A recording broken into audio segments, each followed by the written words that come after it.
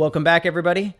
It is your host, Joshua Albanese, headshot photographer, and I am here to demystify being uncomfortable in front of the camera. That is right. I want to make everybody feel like their best self, make them feel like how their inner self feels shown on the exterior, and we can do that wonderfully with headshots. So let's jump into what makes a headshot great. Now, there's a few things that really tie in a great headshot, and of course, we're not going to go ahead and ignore the most important, and that is your face. That's ultimately what we're trying to see. Everything else is secondary to that. So the first thing that people are going to notice is they're going to want to see an eye, an eye or an eyes. They're going to want to see your eyes, okay? They want to see both eyes. They want to make a connection to you. There's nothing worse than seeing a person in a picture where there's either a shadow casted over their eyes in which you cannot see them, or they're turned so far to the side where one eye is cut off. These are both communicating distrust. People will instantly distrust you when they see those shots. And the reason why is that we make a connection with that. We find the humanity in somebody when we look at their eyes. And so if you cover those up, you're instantly going to discredit yourself and make yourself feel more untrustworthy. Number one.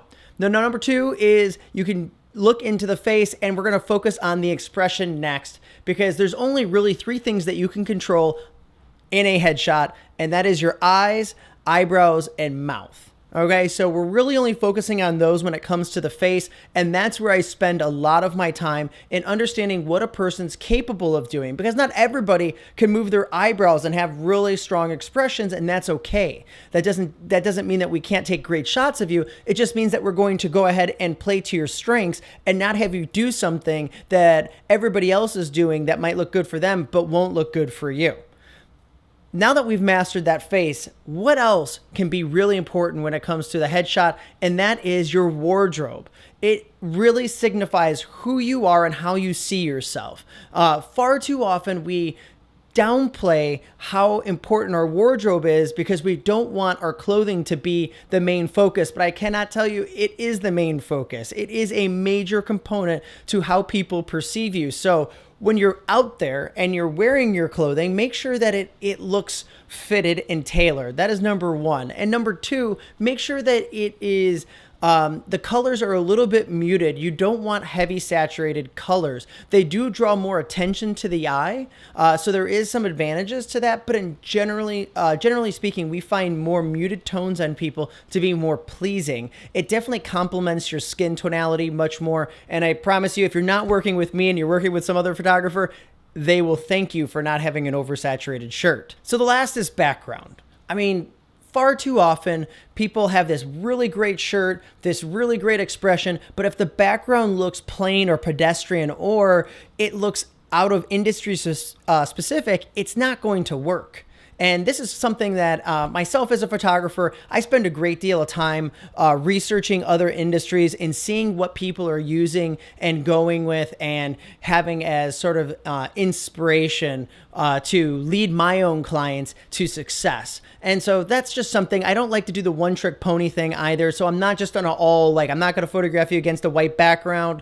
I don't photograph you against an all black background. I really mix it up because I find that gives you the most well-rounded headshot possible with the most versatility. Because far often, hey, you might be in the financial sector and you want a headshot that looks really, really buttoned up and prim and proper because you're dealing with people's money.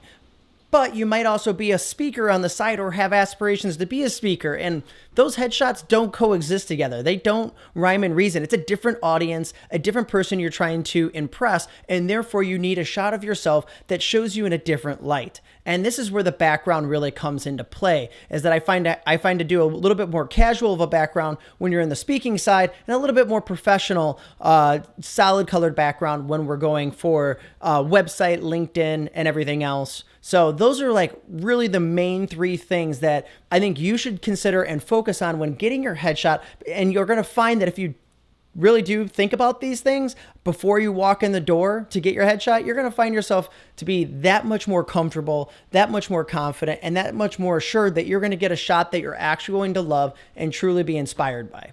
So I just want to say thank you so much for watching. Once again, I am Josh Welbany, the headshot photographer. Don't forget to like and subscribe below and answer any questions that you might have, okay? Thanks a lot. Have a great day.